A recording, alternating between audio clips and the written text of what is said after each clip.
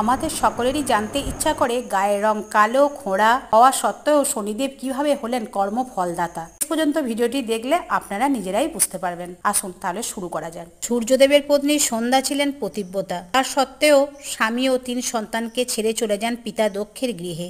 সূর্যদেবের প্রচণ্ড তাপ সহ্য করতে না পেরে এই সিদ্ধান্ত, কিন্তু স্বামী ও সন্তানের দেখাশোনার জন্য নিজের ছায়া থেকে সৃষ্টি করেন দেবী ছায়াকে। যথাসময়ে সূর্যদেব ও ছায়ার মিলনে জন্ম হয় গ্রহরাজ শনিদেবের। সূর্যদেবের প্রচণ্ড তাপের কারণে শনিদেব মাতার গর্ভে থাকাকালীন শনিদেবের দেহ পুড়ে রং হয়ে যায় কালো। শনিদেবের কালো রূপের জন্য প্রথম দিকে সূর্যদেব তাকে সন্তান হিসাবে মানেন না। এদিকে মাতা ছায়া ছিলেন শিবের পরম ভক্ত, তাই শনিদেব হন মাতার মতোই শিবের উপাসক।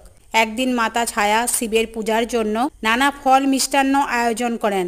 শনিদেব তা দেখে খেতে ইচ্ছা প্রকাশ করে মাকে, কিন্তু পূজার আগে মাতা তা দিতে রাজি হন না। তখন শনিদেব ক্রুব্ধ হয়ে মাতাকে লাথি মারেন। এর ফলে শনিদেবের পা খোড়া হয়ে যায়। মাতা ছায়া শিবের কাছে সন্তানের হয়ে ক্ষমা প্রার্থনা করেন, তপস্যা করেন। তখন শিব ছায়ার তপস্যায় সন্তুষ্ট হয়ে শনিদেবকে ক্ষমা করেন, কর্মফলদাতার দেবতা হিসাবে গণ্য করেন ও পিতা সূর্যদেবের সাথে মিলিয়ে দেন। নমস্কার বন্ধুরা, ভালো থাকুন, সুস্থ থাকুন, রাধে রাধে।